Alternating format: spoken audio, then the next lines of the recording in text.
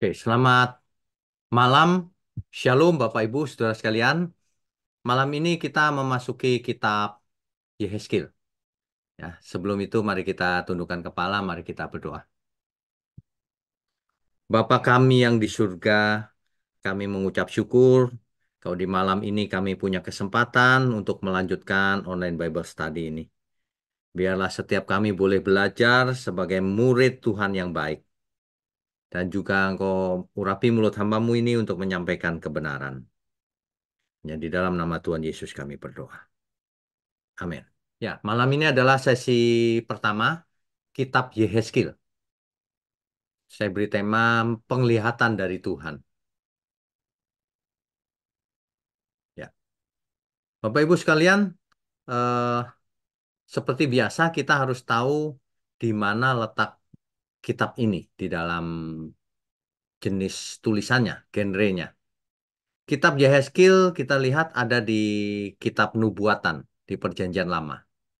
Tentu saja tidak hanya nubuatan, di dalamnya bentuknya kan puisi, ada yang berupa peringatan, macam-macam ya. Nanti kita akan masuk ke dalamnya.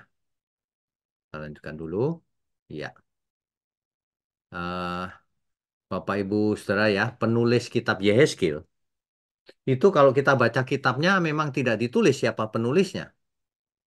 Tetapi menurut tradisi yang dipercaya banyak orang, Kristen maupun Yahudi, penulisnya adalah Yehezkiel sendiri, Nabi Yehezkiel.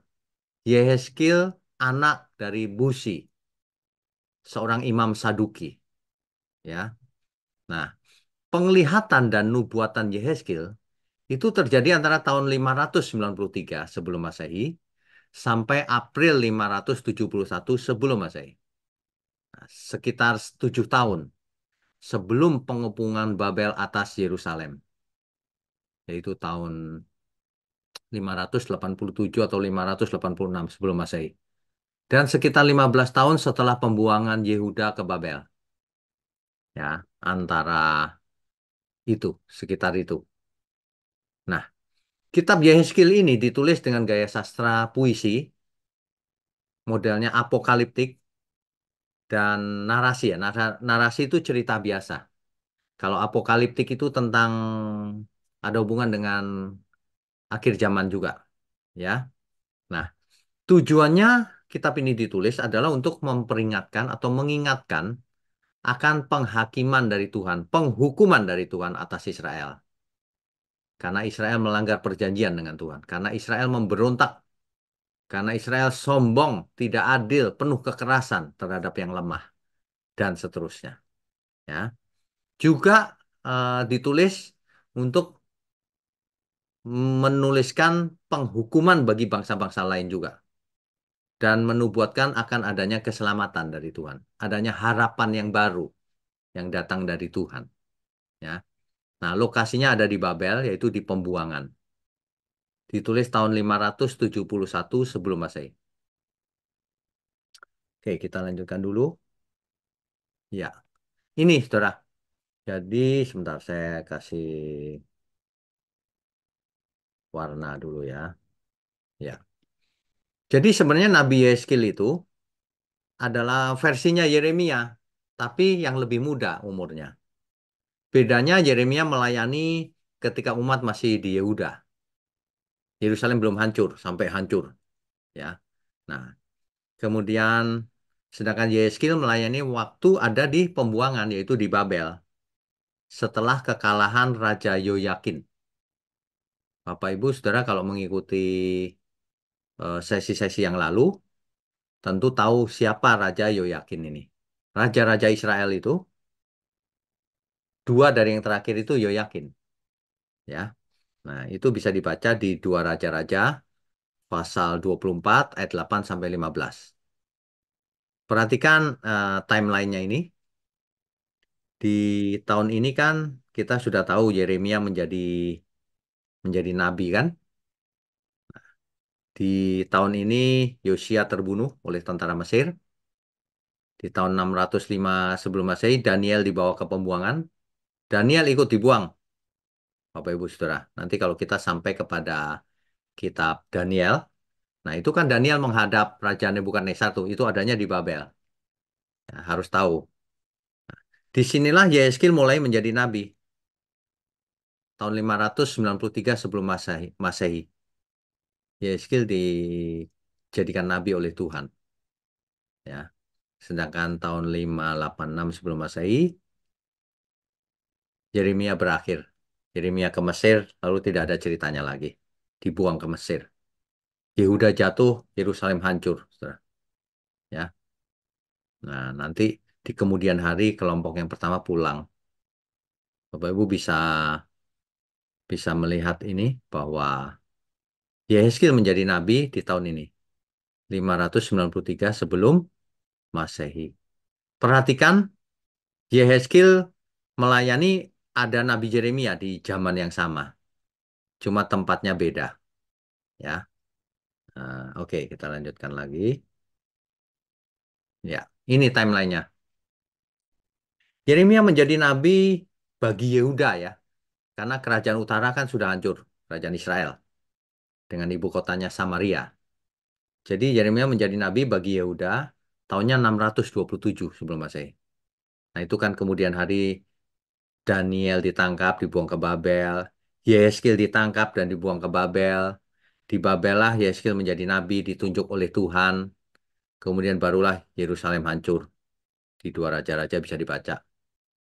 Dan di sini pelayanan Yehezkiel berakhir, Saudara. Jadi dari sejak ada di Babel sampai tahun ini pelayanannya Nabi Yehezkiel. Nah, di kemudian hari Babel hancur oleh Kores 539 sebelum Masehi. Ini jelas sekali ya timelinenya ya. Oke, kita lanjutkan. Iya. Tema-tema penting dari kitab Yehezkiel itu ini, Saudara. Penyembahan berhala dan pelanggaran Israel akan perjanjian dengan Tuhan. Kemudian penghakiman atas bangsa-bangsa lain dan Israel juga. Adanya pengharapan akan ada Daud yang baru, yaitu Raja Mesianik, Sang Mesias. Kemudian pemulihan bait Allah dan umat manusia. Temanya Yehezkiel ini. Struktur penulisannya adalah sebagai berikut. Bapak Ibu bisa, Saudara bisa catat ini, kemudian ke waktu membaca, perhatikan. Temanya bisa kita golongkan seperti ini. Kalau ada yang mengelompokkan dengan cara lain, boleh-boleh saja. Tidak masalah, ya. Pasal 1 sampai 11 tentang penglihatan Yehezkiel secara rinci. Pasal 12 sampai 24 fokus pada bagaimana Israel dihakimi atau dihukum oleh Tuhan. Pasal 25 sampai 33 menjelaskan garis besar penghakimannya seperti apa. Dengan pasal 34 sampai pasal 37 itu menjelaskan bahwa akan ada harapan setelah masa pembuangan ini ada harapan yang baru. Ya, 38 sampai 39 menunjukkan kemenangan Tuhan atas bangsa-bangsa yang jahat. 40 sampai 48 membayangkan sebuah bait Allah yang baru dan ciptaan baru. Kita lanjutkan dulu ya. Ya. Ini Bapak Ibu, perhatikan baik-baik. Sebelumnya kan Israel di utara sudah jatuh ke tangan Asyur tahun 722 sebelum Masehi. Lalu Yeremia menjadi nabi di sini 627. Lalu di tengah-tengah sini Niniwe hancur, Asyur kalah, ya. Kemudian baru Daniel ditangkap, dibuang ke Babel. Yehezkiel ditangkap, dibuang ke Babel. Yehezkiel menjadi nabi di pembuangan. Jadi ini uh, masa pelayanannya Yeremia dari sini sampai sini. Kemudian ada nabi lain yang pelayanannya di zaman yang sama, Habakuk, ya. Ini sampai sini dan Daniel. Daniel agak panjang sampai sini. Begitu ya. Jadi pelayanan Yehezkiel sebagai nabi dari sini sampai sini. Dari tahun 593 sebelum Masehi sampai 571. Cuma 22 tahun, Saudara. Tidak lama pelayanannya, ya. Oke, kita lanjutkan. Ya. Bapak Ibu perhatikan baik-baik bahwa jangan pernah membayangkan di satu zaman hanya ada satu nabi. Bukan begitu. Ada banyak sekali nabi yang di zaman yang sama. Contohnya ini, Daniel dan Yehezkiel melayaninya di situ, ya. Yang melayani di Asyur, Yunus dan Nahum yang melayani bagi Asyur. Yang melayani di Israel yaitu Kerajaan Utara, Hosea dan Amos, ya. Yang melayani Yehuda banyak banget nih. Ada Mika, ada Yesaya, Zefanya, Habakuk, Yeremia, Hagai, Zakaria, Maleaki. Nabi paling akhir Maleaki ya, sebelum datangnya Mesias. Nah, khusus Yoel kita tidak tahu lokasi dan waktunya kapan. Tidak berhasil diketahui. Sedangkan nabi yang untuk Edom itu Obadja. Jadi ada banyak nabi, kadang-kadang overlap di waktu atau periode yang sama. Cuma pelayanannya di lokasi yang berbeda. Bisa juga lokasinya sama, ya. Mari kita lanjutkan dulu. Ya. Nah, ini sekilas masa depan saja, Saudara. Jadi masa depan akan sampai ke Nabi Maleaki, ya. Terus kosong, tidak ada nabi. Selama 400 tahun tidak ada nabi, tidak ada pewahyuan apa-apa. Nah, setelah itulah baru Mesias lahir, Tuhan Yesus lahir. Barulah malaikat turun dari surga mengabarkan kelahiran Sang Mesias. Begitu ya. Kita lanjutkan dulu. Iya. Nah, jadi begini, pada tahun 597 sebelum Masehi, sekelompok besar orang-orang Yahudi yang terpelajar dan tergolong elit dibawa ke pembuangan dari Yehuda ke Babel karena Yerusalem kalah, berhasil ditaklukkan. Di antara mereka ada seorang imam muda yang berusia 25 tahun bernama Yehezkiel. Inilah yang nanti menjadi nabi di pembuangan. Jadi waktu ditangkap, Yehezkiel kurang lebih umurnya 25 tahun. Ya, gitu. Terus, nah ini adalah kalau kita baca Yehezkiel pasal 1, ayat 1 sampai 3. Coba kita baca, saudara. Yehezkiel pasal 1 ayat 1 sampai 3. Saya bacakan ya.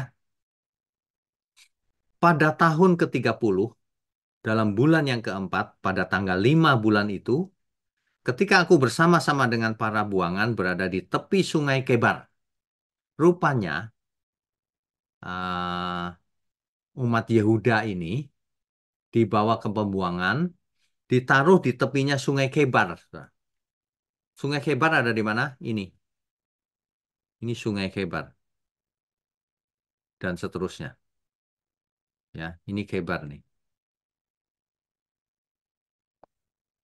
Nah, jadi orang-orang buangan ini ditaruhnya sebagai budak di tepi sungai Kebar. Kita lihat ini Babel, Babylon ya, Babel. Nah, di dekat Babel itu ada sungai Kebar. Begitu ya. Jadi kita harus tahu. Ayat 2. Pada tanggal 5 bulan itu, yaitu tahun kelima sesudah Raja Yoyakin dibuang. Nah, ini ada keterangan nih. Sesudah Raja Yoyakin dibuang. Maka ayat 3-nya. Datanglah firman Tuhan kepada Imam Yehezkiel, anak Busi, di negeri orang Kasdim, di tepi sungai Kebar, dan di sana kekuasaan Tuhan meliputi dia. Bapak Ibu, saudara sekalian, ya. Jadi kalau kita baca ini, kita jadi tahu sekarang. Mereka dibuang ke negeri orang Kasdim, orang Babel itu ya, di tepi sungai Kebar. Nah, pada waktu itulah Yehezkiel mendapatkan suatu penglihatan. Bapak Ibu, Saudara bisa baca dari ayat 4 sampai akhir. Di situ diceritakan penglihatan yang dilihat oleh Yehezkiel. Kalau kita baca, penglihatannya agak aneh ya. Contohnya ayat 4.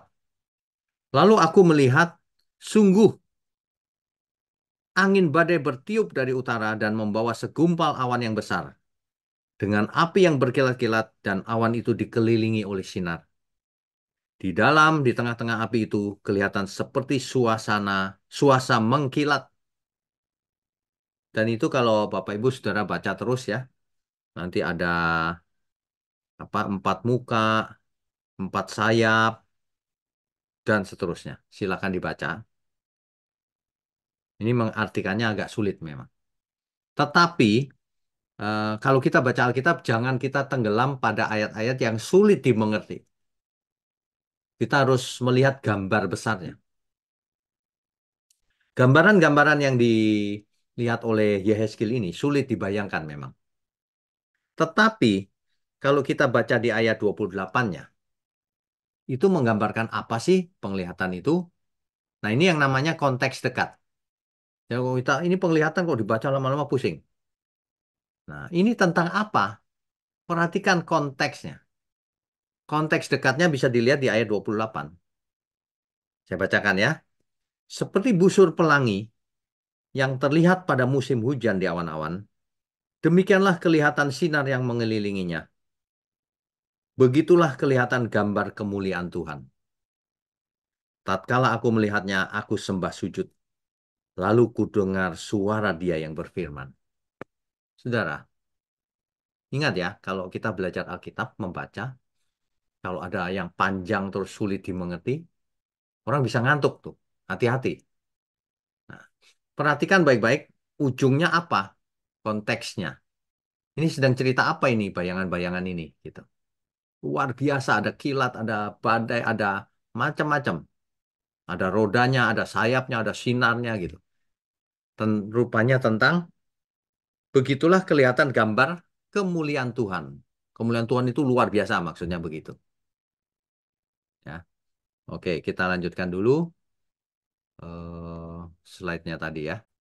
Iya. Jadi kalau Israel ada di sini, saudara,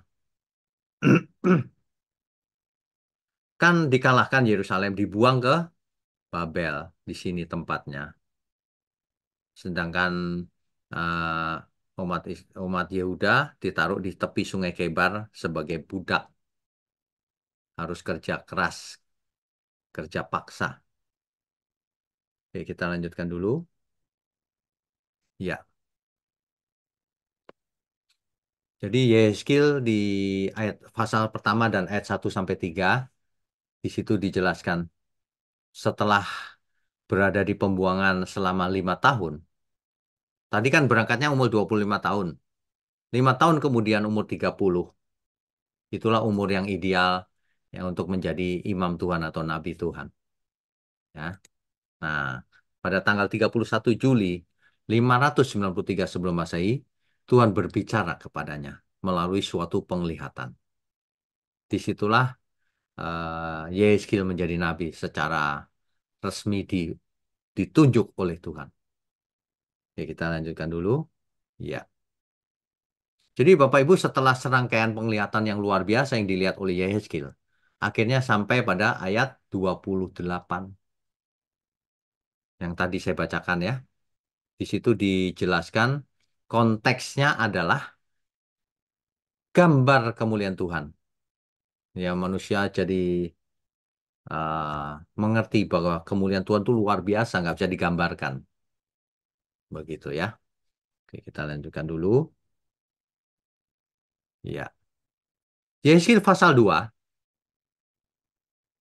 ada 10 ayat kita baca ya. Yesaya pasal 2. Biasakan membaca Alkitab secara benar dan mengerti, Saudara. Yesaya pasal 2.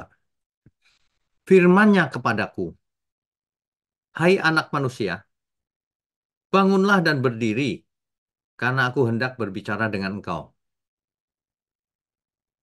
Yehezkiel disebut dipanggil anak manusia oleh Tuhan. Ya, perhatikan sebutan anak manusia. bisa berarti macam-macam, tergantung konteksnya. Ini bukti bahwa kita tidak bisa memakai satu istilah lalu memandang seluruh Alkitab artinya sama. Enggak, enggak begitu. Ya, jangan mengandalkan kamus atau apa. Anak manusia dalam konteks ini yang dimaksud adalah Nabi Yehezkiel. Dalam konteks lain, anak manusia menunjuk kepada Tuhan Yesus, Sang Mesias. Gitu ya. Nanti kita akan ketemu tuh di kitab Daniel dan sebagainya. Ada yang muncul di tengah-tengah api itu. Seperti anak manusia. Nah, itu dia. Ya. Nah, itu tentu saja bukan Yehezkiel. Di dalam api nggak apa-apa tapi. Gitu ya. Ayat 2. Sementara ia berbicara dengan aku, kembalilah rohku ke dalam aku. Rupanya penglihatan itu dilihat oleh Yehezkiel, rohnya keluar dari tubuh rupanya. Nah, kembalilah rohku ke dalam aku dan ditegakkannya aku. Kemudian aku mendengar dia yang berbicara dengan aku. Firman-Nya kepadaku, hai anak manusia, aku mengutus engkau kepada orang Israel. Jadi kita tahu di sini bahwa Yehezkiel diutus untuk orang Israel. Jelas itu. Kepada bangsa pemberontak yang telah memberontak melawan aku. Siapa? Ya Israel itu. Mereka dan nenek moyang mereka telah mendurhaka terhadap aku sampai hari ini juga. Ini perkataan atau firman Tuhan kepada Yehezkiel setelah rohnya kembali lagi masuk. Jadi rupanya sebelumnya Yehezkiel melihat penglihatan itu di dunia roh mungkin ya. Rohnya keluar dari tubuh. Nah ini masuk lalu firman Tuhan didengarnya. Ayat 4. Kepada keturunan inilah yang keras kepala dan tegar hati, aku mengutus engkau. Dan harus kau katakan kepada mereka, beginilah firman Tuhan Allah. Adonai Elohim. Tuhan Allah. Ya, aku mengutus engkau. Jadi Tuhan sendiri yang mengutus Yehezkiel dalam hal ini. Oke, ayat 5. Dan baik mereka mendengarkan atau tidak, kalau mereka mau dengar atau tidak, ya, sebab mereka adalah kaum pemberontak, mereka akan mengetahui bahwa seorang nabi ada di tengah-tengah mereka. Mereka akan tahu, ini nabi ini. Tapi mereka mau dengar atau tidak itu terserah mereka. Ayat 6. Dan engkau, anak manusia, janganlah takut melihat mereka maupun mendengarkan kata-katanya. Kamu jangan takut dan jangan hiraukan mereka ngomong apa aja. Biarpun kau di tengah-tengah onak dan duri, dan kau tinggal dekat kalajengking. Ini umat Israel diibaratkan dengan duri, onak, dan kalajengking. Sebab jahat. Nabi Yeskil diperingatkan baik-baik tuh. Bahwa kamu jangan takut.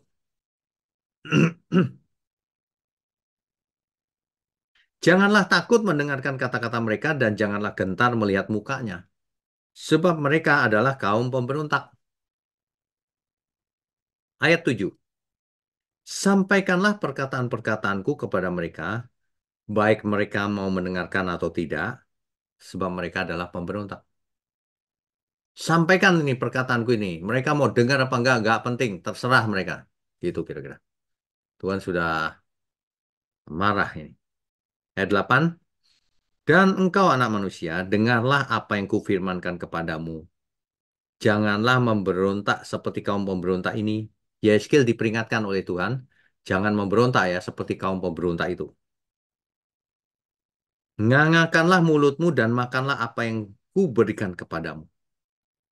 Lalu Yeskil, aku melihat sesungguhnya ada tangan yang terulur kepadaku. Dan sungguh dipegangnya sebuah gulungan kitab. Lalu dibentangkannya di hadapanku gulungan kitab itu ditulisi timbal balik. Dan di sana tertulis nyanyian-nyanyian ratapan, keluh kesah dan rintihan. Rupanya ini tentang ratapan lagi, saudara. Yehezkiel, ya. Ini Yehezkiel melihat penglihatan lagi nih. Itu pasal 2, saudara. Kita lanjutkan saja pasal 3 langsung ya. Di pasal 3 ini, firman-Nya kepadaku. Masih firman Tuhan kepada Yeskil. Masih lanjutannya ini. Hai anak manusia, makanlah apa yang kau lihat di sini. Makanlah gulungan kitab ini dan pergilah. Berbicaralah kepada kaum Israel. Tentu saja ini bukan secara fisik, saudara. Diberi kitab lalu dimakan kitabnya. Bukan. Ini penglihatan. Jadi ada kitab itu kan berisi ratapan rintihan kan. Yeskil disuruh makan, sampaikan ke Israel. Maksudnya pesan-pesannya. Begitu ya. Jangan, oh itu makan kitab bagaimana kertasnya dan jangan begitu. Ini bukan harafiah ya. Kita harus mengerti konteksnya. Perhatikan tuh ayat 2-nya. Pasal 3 ayat 2. Maka ku bukalah mulutku dan diberikannya gulungan kitab itu ku makan. Ini kan penglihatan loh, saudara ya, bukan fisik ya, benerannya ya. Lalu firman-Nya kepadaku, hai anak manusia, makanlah gulungan kitab yang kuberikan ini kepadamu dan isilah perutmu dengan itu. Lalu aku memakannya dan rasanya manis seperti madu dalam mulutku. Bisa juga kalau orang mau mengartikan ini harafiah, boleh saja. Namanya Tuhan yang memberikan secara ajaib bisa juga terjadi. Jadi Yehezkiel makan kok manis rasanya gitu. Jadi Bapak Ibu ada suatu teks ayat yang kalau dibaca bisa kemungkinan ini harafiah, bisa kemungkinan ini figuratif. Tapi dua-duanya nggak masalah. Yang mana saja yang nggak masalah. Karena itu tidak menentukan kebenarannya, hasil akhirnya maksudnya. Ya, jadi boleh aja tafsirnya beda begitu, tapi akhirnya sama. Nah, begitu. Ya, ayat 4, firman-Nya kepadaku, hai anak manusia, mari pergilah dan temuilah kaum Israel dan sampaikanlah perkataan-perkataanku kepada mereka. Ini masih cerita Yehezkiel diutus terus, saudara. Sebab engkau tidak diutus kepada suatu bangsa yang berbahasa asing dan yang berat lidah, tetapi kepada kaum Israel. Nah, itu gitu, saudara. Bukan kepada banyak bangsa-bangsa yang berbahasa asing dan yang berat lidah, yang engkau tidak mengerti bahasanya. Sekiranya aku mengutus engkau kepada bangsa yang demikian, mereka akan mendengarkan engkau. Akan tetapi, kaum Israel tidak mau mendengarkan engkau. Sebab mereka tidak mau mendengarkan aku. Karena seluruh kaum Israel berkepala batu dan bertegar hati. Ini ya, ini kalau dibaca terus maka kita akan mengerti. Nanti Bapak Ibu Saudara baca ya, yang lengkap ya. Nah, sehingga hmm, pengertiannya bisa lengkap. Intinya adalah Yehezkiel diutus oleh Tuhan kepada bangsa Israel yang bangsa itu tidak mau dengar juga gitu. Coba kita baca yang ayat 16 ya. Sesudah 7 hari datanglah firman Tuhan kepadaku. Setelah 7 hari datang lagi firman Tuhan. Hai anak manusia, aku telah menetapkan engkau menjadi penjaga kaum Israel. Apa itu penjaga kaum Israel? Konteksnya jelas itu. Lanjutannya. Bila mana engkau mendengarkan sesuatu firman daripadaku, peringatkanlah mereka atas namaku. Jadi ayat 18 contohnya. Ini penting nih ayat 18. Kalau aku berfirman kepada orang jahat, firmannya gini, engkau pasti dihukum mati. Misalnya Tuhan bicara dengan orang jahat, engkau pasti dihukum mati, gitu ya. Dan engkau tidak memperingatkan dia, tapi Yeskil tidak memperingatkan dia, atau tidak berkata apa-apa untuk memperingatkan orang jahat itu dari hidupnya yang jahat supaya ia tetap hidup. Orang jahat itu akan mati dalam kesalahannya, tetapi aku akan menuntut pertanggungan jawab atas nyawanya daripadamu. Bapak Ibu mengerti ya kalimat ini ya. Jadi Tuhan berkata begini, kalau aku berkata kepada orang jahat, kamu akan mati. Nah, itu tugasnya Yeskil untuk menyampaikan. Meskipun orang jahat itu mau dengar atau tidak, itu tanggungan masing-masing. Tetapi tugas Yeskil adalah menyampaikan. Kalau Yeskil tidak menyampaikan, orang jahat itu tetap mati, orang jahat. Tapi Yeskil juga harus menanggung akibatnya. Ini sama dengan prinsip hari ini, saudara. Kalau kita mengerti kebenaran, kalau kita tahu yang baik, tapi kita tidak mau lakukan, maka kita berdosa. Kan gitu. Kalau kita tahu yang baik tapi kita tidak lakukan, maka kita berdosa. Kalau kita tahu ada orang yang bersalah, tetapi kita tidak mau mengingatkan, maka kita pun bersalah di hadapan Tuhan. Kecuali kita mengingatkan tapi tidak dihiraukan. Ya sudah bukan salah kita. Yang penting kita sudah lakukan bagian kita. Itu yang mau disampaikan ayat ini. Dalam kasus Yehezkiel. Ya. Ayat 19 kan jelas tuh. Tetapi jikalau engkau memperingatkan orang jahat itu, dan ia tidak berbalik dari kejahatannya, dan dari hidupnya yang jahat, ia akan mati dalam kesalahannya. Tetapi engkau telah menyelamatkan nyawamu. Tapi kamu benar. Nah, makanya hari ini, Bapak Ibu jangan merasa benar. Kalau mendengar online Bible study ini atau khotbah yang benar, segera bagikan ke banyak orang. Jangan malas. Ya, segera punya beban dalam hati. Aku harus membagikan ini ke saudara-saudaraku, biar mereka pun mengerti kebenaran. Biar bukan aku sendiri yang mengerti. Nah itu. Tapi kalau kita nggak menyampaikan, kita berdosa di hadapan Tuhan. Yang diberi banyak, dituntut banyak. Jadi kalau Bapak Ibu sudah tahu kebenaran, khotbah yang ini bagus nih. Bagikan. Kalau nggak dibagikan itu artinya berdosa. Ibarat tahu sesuatu yang baik, tapi nggak mau bagi ke orang lain. Egois. Waduh, nggak selamat orang itu. Ya, makanya belajar perjanjian lama itu hikmatnya tetap berlaku sampai sekarang. Itu. Yeremia aja, eh, Yehezkiel saja bisa nggak selamat kalau nggak menyampaikan pesan Tuhan. Itu, ya. Banyak orang malah berani menyampaikan pesannya sendiri. Pesan Tuhan dirubah-rubah, pasti nggak selamat orang seperti itu. Nah, Bapak Ibu bisa baca terus pasal 3 ini. Tapi intinya itu. Ya. Nah, jadi kalau kita belajar online Bible study ini, itu bukan hanya belajar per kitab, tetapi secara tidak langsung belajar hermeneutik, belajar mencari intisari dari suatu kitab, belajar konteks dekat, konteks jauh. Sebenarnya belajar sistematika teologi kalau dalam kuliah teologi. Bapak Ibu, Saudara tidak merasa saya ajarin sistematika teologi. Ya, oke kita lanjutkan ya. Ya, ya. Ini tadi sudah kita baca. Yeskil pasal 3. Nanti silakan dibaca. Eh, oke. Jadi, jadi begitu Bapak Ibu Saudara. Mulai sekarang ya, kalau kita membaca kitab apapun di Perjanjian Lama, kita harus mengerti gambar besarnya. Ibarat orang masuk ke hutan harus tahu gambar besar hutan itu sebelah utara ada apa, kiri ada apa, kanan ada apa. Nah, sama ini. Di kasusnya zaman Yeskil. Yeskil sedang ada di pembuangan, yaitu di Babel. Sedang ada di tepi sungai Kebar, ya, negeri orang Kasdim. Disitulah Yeskil mendapatkan penglihatan dari Tuhan. Dan dari situlah Yeskil diangkat nabi oleh Tuhan untuk menyampaikan pesan Tuhan. Kalau Yeskil menyampaikan, maka ia tidak bersalah. Tapi kalau tidak disampaikan, maka yang umatnya binasa, Yeskil pun menanggung akibatnya. Hari ini kita juga begitu.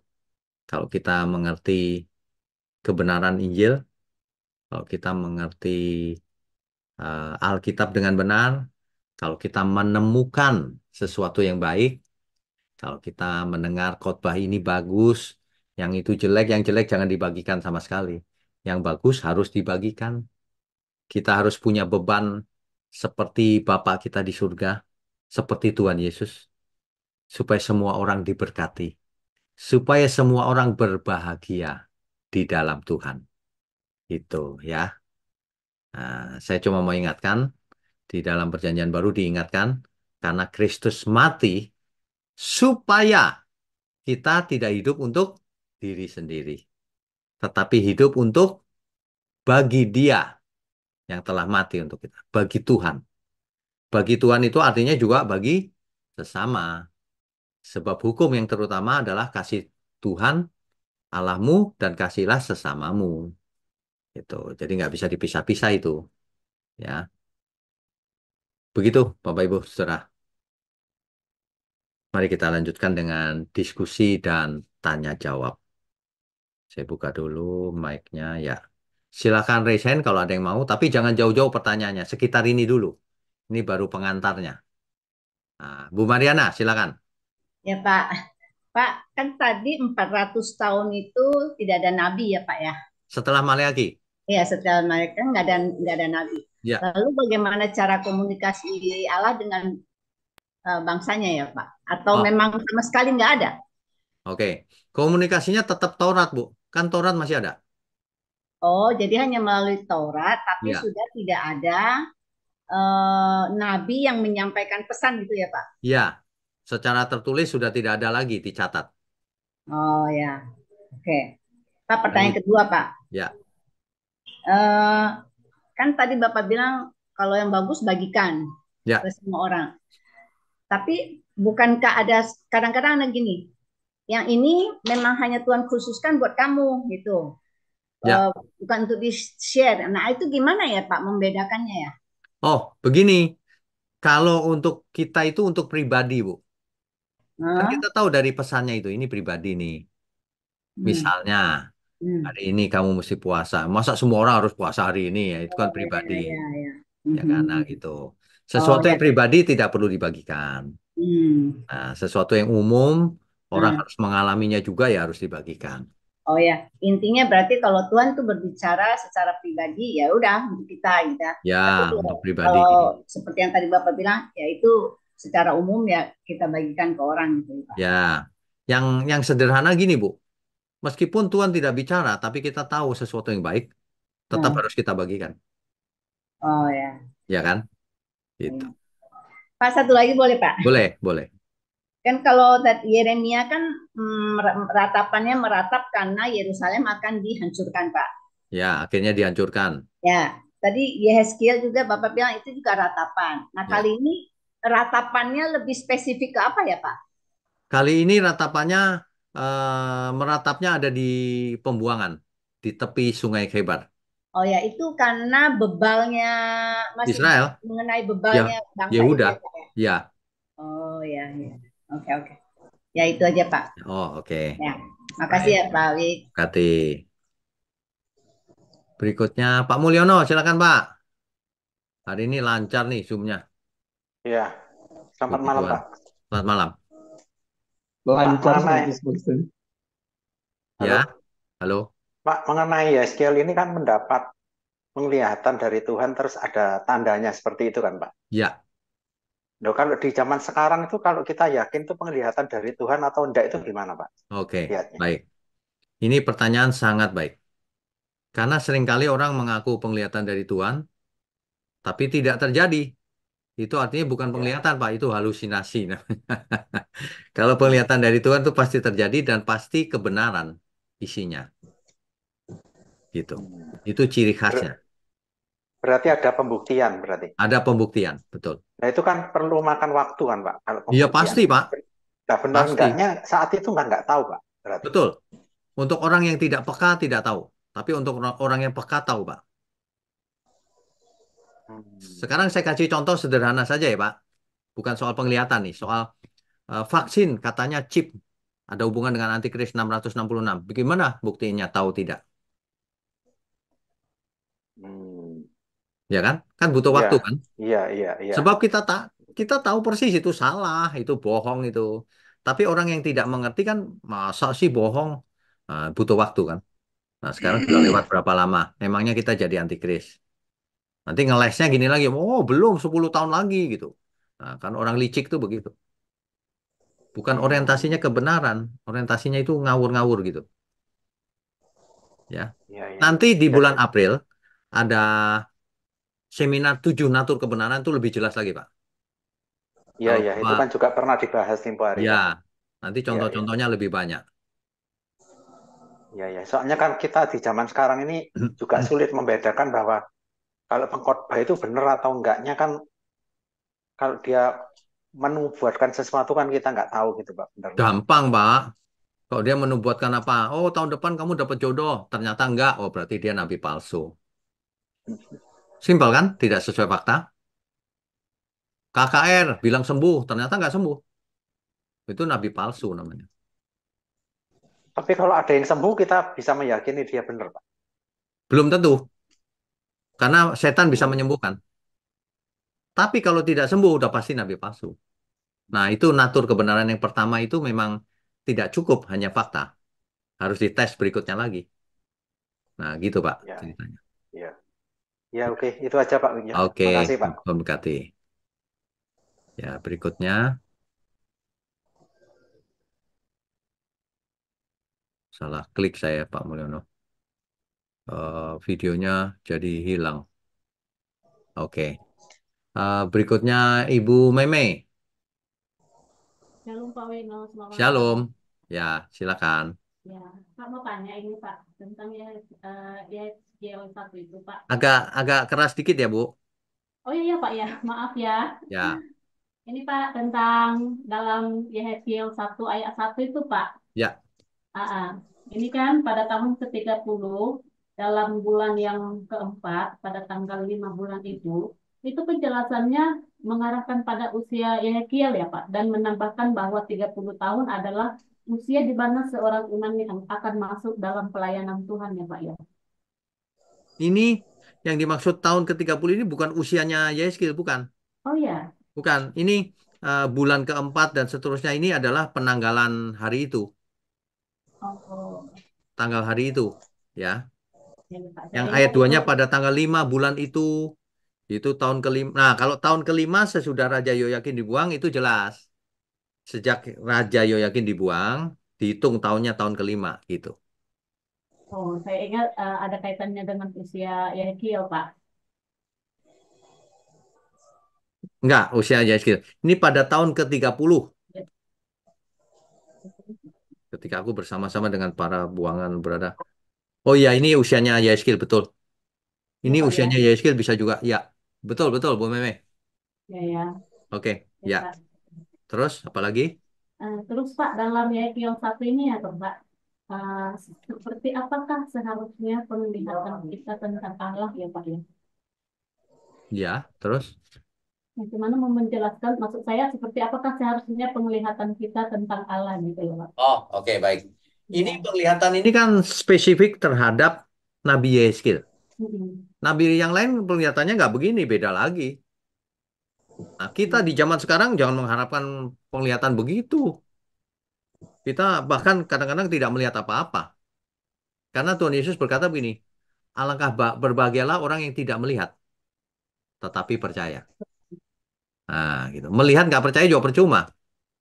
Israel dulu melihat kan mujizat macam-macam, tapi nggak percaya tetap binasa. Gitu, Bu Meme. Dan pada zaman sekarang Pak, dan apakah Allah masih memberikan penglihatan pada zaman kita ini ya Pak ya? Ya bisa saja, kenapa Bisa tidak? saja ya. Kan masih Allah yang sama. Cuman bedanya kalau Allah memberi kita penglihatan, mungkin sudah nggak gitu sayap-sayap dan sebagainya. Kita hidup di zaman sekarang sesuai dengan apa yang kita mengerti. Hmm. Dan penglihatan itu bisa berupa mimpi loh, Bu. Oh. Di Alkitab, mimpi bisa. Itu disebut penglihatan juga, ya. Satu lagi boleh ya Pak ya? Boleh, silakan. Seperti yang Bapak bilang kan, kita kan boleh sharing kebenaran yang Ya, Bapak sharing karena untuk tentu lah Bapak sharing kepada saya sharing kepada kawan. ya. Kalau kawan kita itu selalu menolak Pak, di mana ya Pak? Apa kita tetap sharing juga ya Pak? Oke. Kalau dia menolak sampai marah ya nggak usah di-sharing lagi. Tapi kalau cuma menolak-nolak biasa, ya dibagikan aja terus nggak apa-apa. Tapi kalau sampai ngajak berantem ya nggak usah kalau gitu berhenti saja, ya kan? Iya Pak ya. Kalau Kalau nggak nanti kirimin saja yang pengantar tidur malam kan kalem itu. Nah, kalau itu aja marah ya agak aneh berarti orangnya. Wong mendengar kalem kok marah. iya Pak, kadang-kadang kita dibilangnya susah juga. Iya, makanya. Kalau memang nggak mau ya sudah, jangan dipaksa. Ya ya Pak. Janji kita buat bagian kita ya Pak ya. Iya, kita lakukan bagian kita. Iya Pak. Ya, makasih ya Pak ya. Oke, Terima Tuhan kasih. berkati. Shalom. Pak Yaman, silakan Pak. Shalom, selamat Pak. Shalom, selamat malam.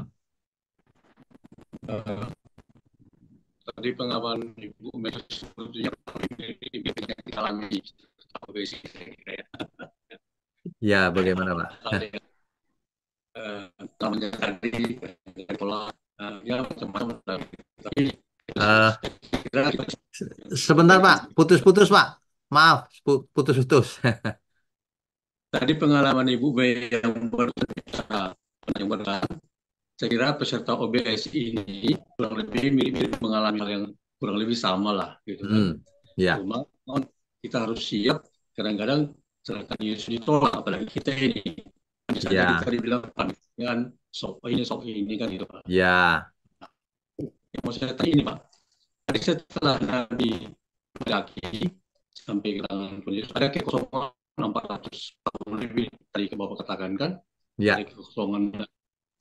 Nah, jadi bagaimana komunikasi antara Tuhan atau Allah dengan bangsa Israel kan di situ terjadi seolah lost contact. Jadi apa yang terjadi pada kurang lebih selama masa itu? Terima kasih. Ya, baik, baik. Jadi seolah-olah kok tidak ada berita lagi gitu. Berhenti 400 tahun tuh.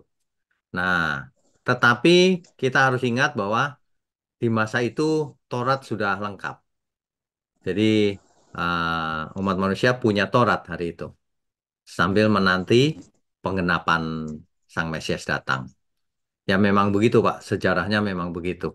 Jadi manusia tetap nggak bisa alasan bahwa nggak ada firman Tuhan, nggak ada. Ada Taurat, Taurat lengkap Pak. Makanya kalau kita uh, baca di Perjanjian Baru, yang memiliki Taurat dihakimi menurut Taurat. Bangsa lain saja yang tidak memiliki Taurat dihakimi menurut Taurat yang ada di hati mereka. Beda dengan kita. Kita sudah mendengar Injil dihakimi menurut Injil. Begitu Pak. Jadi yang enggak bangsa Israel udah mandiri apa negara pedoman Bumtor Pak ya. Ya, ya. Nah, nanti ketika kita sampai ke kitab Maleakhi, nah kita akan bahas tuh yang 400 tahun kosong itu. Ya, Terus ya, saya tadi Pak dalam Nabi Ezekiel, orang Saduki, tapi kok bisa Nabi yang dituduh ya? Padahal orang Saduki kan orang yang tidak kepada Yesus yang akan bersama orang Parihan. Nah, makasih Pak. baik. Jadi Tuhan bisa memilih siapa saja, Pak, yang bisa diutusnya. Kebetulan ini adalah dari golongan Saduki. Nah, tapi Yeskil dipakai Tuhan. Sedangkan kasus lain malah Abraham bukan dari golongan mana-mana, Pak. Abraham orang tuanya malah penyembah berhala. Tuhan bisa pakai siapa saja, Pak. Makanya hari ini kita tidak bisa bicara begini. Kalau orang tuanya baik, anaknya pasti baik. Belum tentu juga. Kalau orang tuanya tidak baik, anaknya nggak mungkin baik. Belum tentu juga. Masing-masing punya kehendak bebas. Gitu. Jadi kita jangan, Tuhan saja memilih yang dari golongan Saduki, ya kan? Jadi Tuhan sangat mengasihi semua golongan. Asal Saya mau diutus. berpikir, saya tadi berpikir seperti itu golongan ekstrim ya. Ya, ya. Oke, Uh, saya kira makasih Pak. Selamat malam, oke. shalom Pak. Shalom. Tuhan berkati, Pak.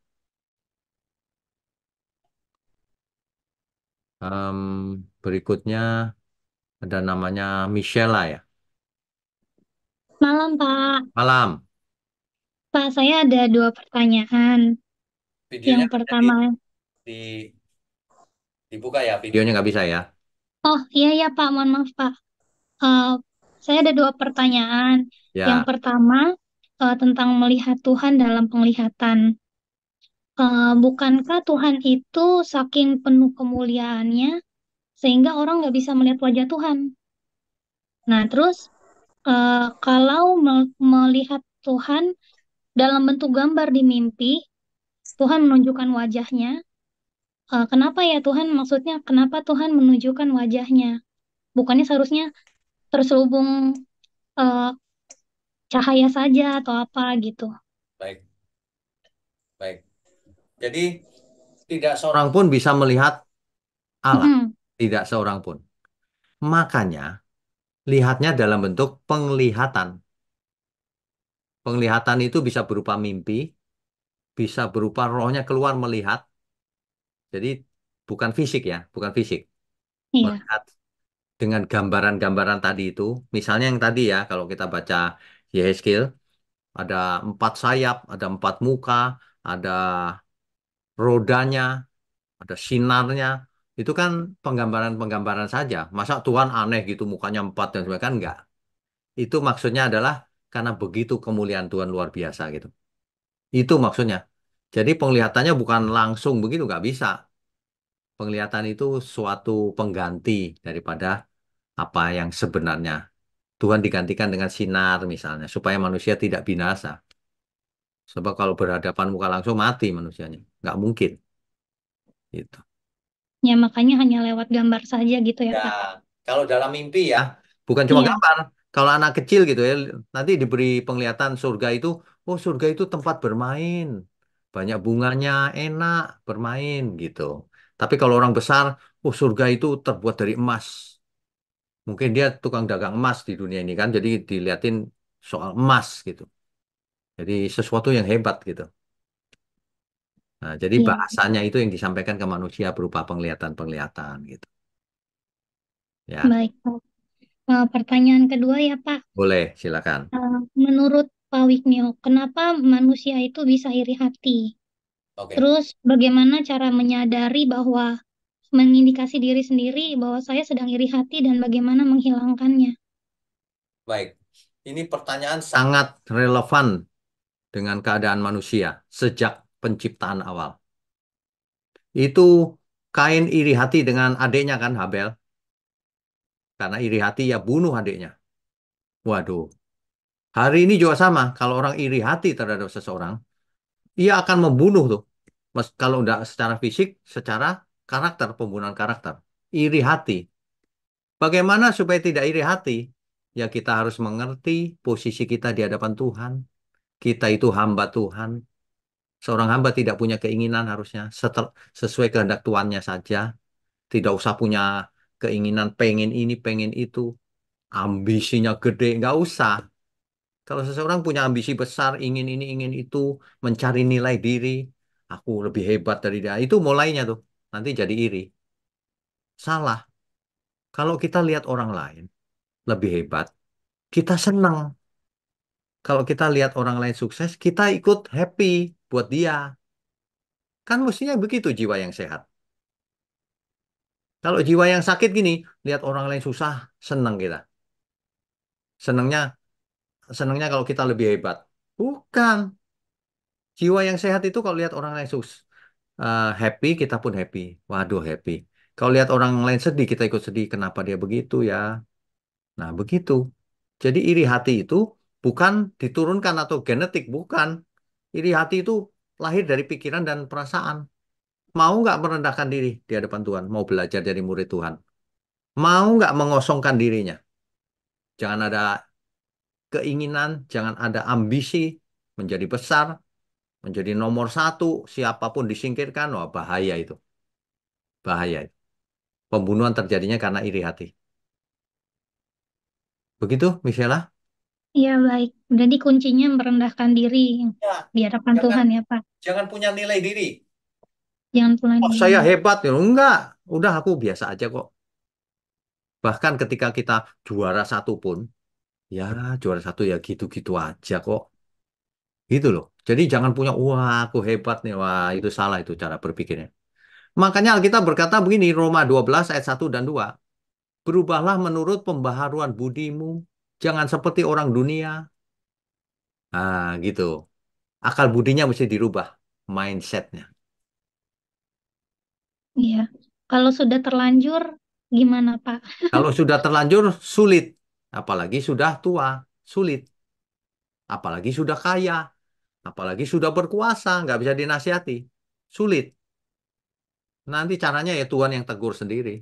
Entah buat dia sakit atau kecelakaan atau stroke atau apa, nanti baru nangis-nangis. Biasanya begitu yang terjadi. Nah, kita sebelum diajar Tuhan ya kita bertobat lah. Apa sih hebatnya kita ini? Gak ada. Lagi pula sehebat-hebatnya cuma sebentar hidupnya. Gitu, Michelle. Ya, Pak. Ya. Baik. Terima Hmm. kasih, Pak Wisnu. Oke, Tuhan berkati. Kamu di kota mana ya, Michelle? Jakarta. Di Jakarta ya. Ke gereja mana itu? Gak pernah kepik ya? Datang Datang ya? kemarin, iya, Kemarin? kemarin lihat Bapak. Oh, nanti kalau pas kepik itu ya kasih tahu saya ya. Saya Michelle gitu. Siapa? Ya, Nanti hari oke. Minggu ya. Ya, Minggu. Oke, Tuhan berkati Terima ya. kasih, Pak. Yo. Nah, yang terakhir, Pak Kris terakhir nih. Yo, Pak Kris, silakan. Ya, shalom malam, Pak. Shalom. Aman nih, Pak, malam ini. Iya, tadi saya ngetes dulu, saya nunggu Pak Payaman dulu, Pak. Setelah Pak Payaman aman, berarti Ah, berarti yang lain saya aman baru ya. berani. Ya, berarti aman kalau Pak Payaman sudah ada. Oke, silakan. Saya ini termasuk yang bertobat masuk Kristen karena mendapat mimpi penglihatan. Saya ketemu Nah, itu dia. Tuhan Yesus. Ya. Jadi salah satunya saya ini. Cuma yang saya tadi barusan ini Michelle tanya, ini saya terus jadi agak nyimpang. Saya ingat sebetulnya kalau kita pernah perjumpaan pribadi dengan Tuhan itu, kita kalau mau sombong mau apa itu kayak ketampar, Pak, karena waktu kita ada di dalam hadiratnya Tuhan, kita itu baru tahu kalau betapa agungnya, betapa kudusnya Tuhan, dan kita ini betapa tidak berartinya gitu loh, Pak. Ya. Jadi ini yang di Yeskiel ini kan sebetulnya kan orang mungkin nangkapnya wah penglihatan-penglihatan apa, tapi yang eh, kadang-kadang kita hanya bisa mengerti kalau kita sendiri sudah pernah merasakan penglihatan-penglihatan itu adalah justru kita merasa bahwa hidup ini tidak relevan untuk dipertengkarkan atau untuk apa Iya, sebetulnya. betul. Salah satunya itu. Jadi Betul.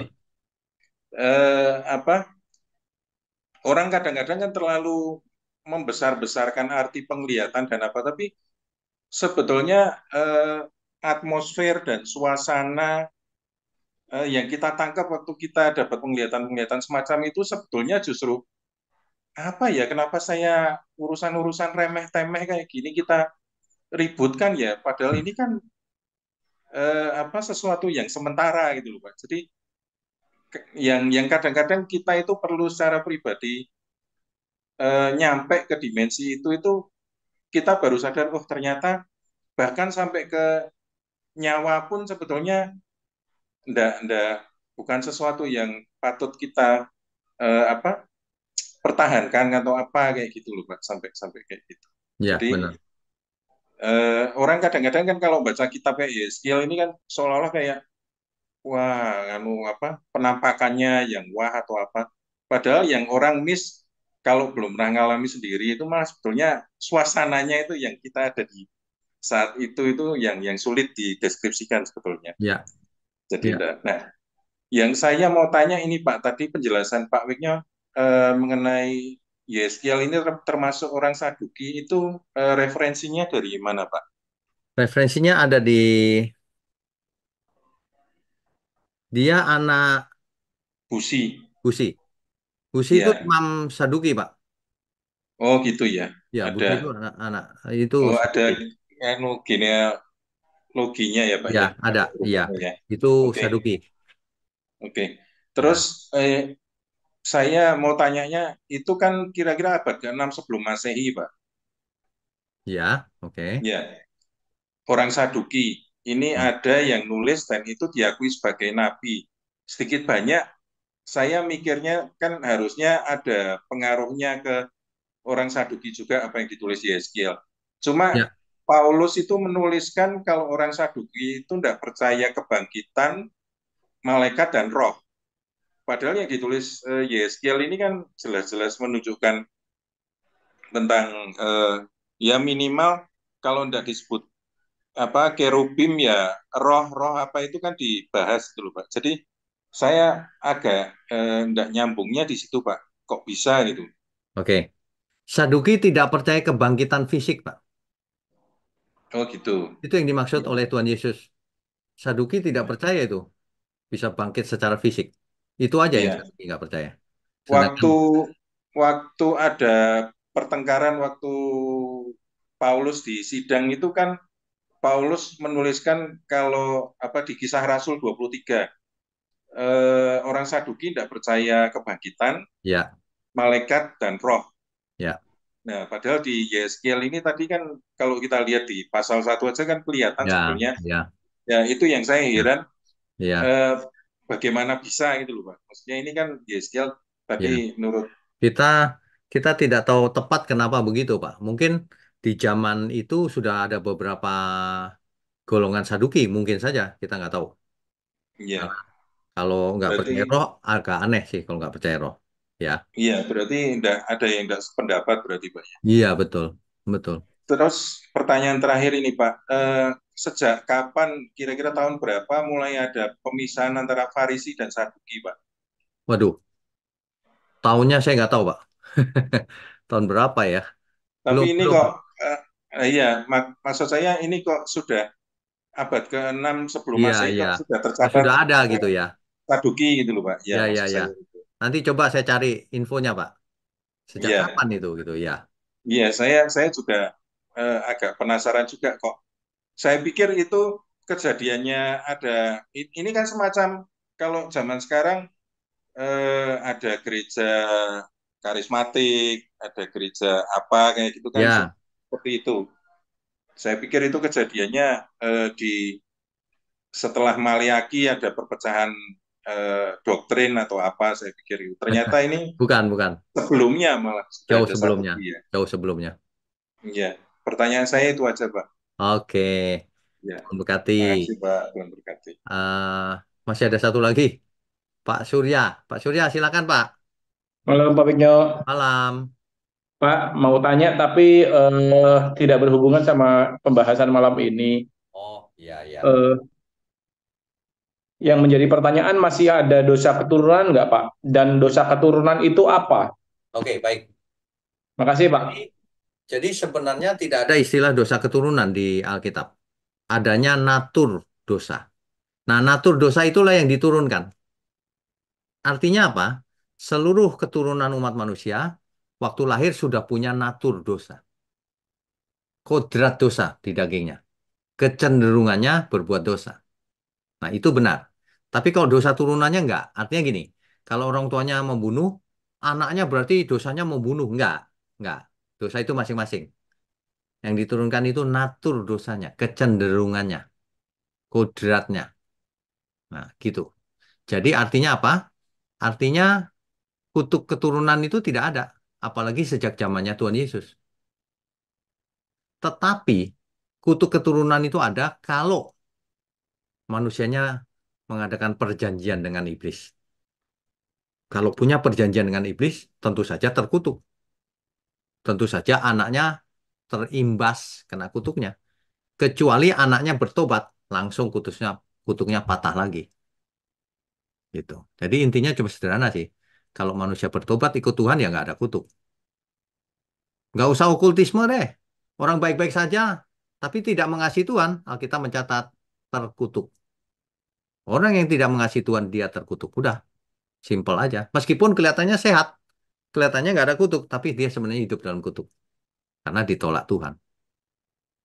Begitu, Pak Surya. Ya, oke. Tuhan berkati. Baik, malam ini selesai ya, semuanya lancar. Bapak Ibu, sebelum kita sudahi, kita berdoa dulu yuk. Mari kita berdoa. Bapa di surga, kami mengucap syukur Kalau online Bible Study pada malam ini boleh kami selesaikan dengan baik. Kami percaya semua juga karena berkat Tuhan. Biarlah semua ini boleh kami alami sampai kami menutup mata bahkan selama-lamanya. Terima kasih untuk tangan-tangan yang mendukung pekerjaanmu. Terima kasih untuk gerejamu. Terima kasih untuk umat Tuhan dimanapun berada. Kami mengucap syukur menjadi keluarga Allah di bumi. Terima kasih Tuhan, hanya dalam nama Tuhan Yesus kami berdoa dan mengucap syukur. Amin. Saudara sekalian, bicara soal kebenaran, setiap orang merasa benar. Makanya semua kecap dinomor satukan. Ada orang yang mengatakan saya paling benar, ini paling benar, itu paling benar. Mana sebenarnya yang paling benar? Oleh sebab itu, hadiri seminar 7 natur kebenaran dan aplikasinya. Seminar ini wajib dihadiri oleh para teolog, apologet, pengkhotbah, bahkan oleh para jemaat sendiri. Agar kita bisa membedakan manakah yang benar, manakah yang salah. Inilah alat uji kebenaran yang sangat objektif dan alkitabiah. Pastikan saudara ikut dan ajak seluruh saudara dan sahabat-sahabat. Bapak-bapak dan ibu-ibu yang terkasih dimanapun berada, yuk kita belajar pelajaran Alkitab bersama secara online setiap hari Rabu jam 7 malam bersama pendeta Bapak Wignio Tanto secara online, bisa melalui Zoom. Tetapi kita harus mendaftarkan dulu ke nomor berikut ini. Selamat bergabung dan Tuhan Yesus memberkati.